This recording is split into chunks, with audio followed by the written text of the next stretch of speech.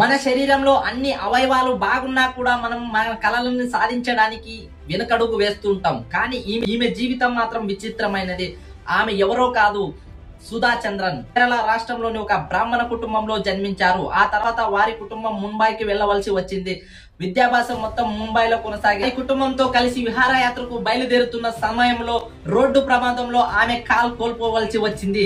అయితే డాక్టర్ దగ్గరికి వెళ్తే ఆమె కాలు తీసేస్తేనే బతుకుతుందని చెప్పడంతో చివరిగా ఆమె కాలును తీసేయాల్సి వచ్చింది. అయితే జైపూర్ కు చెందిన కృత్రిమ కాలును ధరించి ఎలాగైనా తన కలను సాకారం చేసుకోవాలని ఆత్మవిశ్వాసంతో 2 సంవత్సరాలు ప్రాక్టీస్ చేసింది. భారతదేశం మొత్తం కాకుండా వివిధ దేశాల్లో భరతనాట్యాన్ని ప్రదర్శించింది.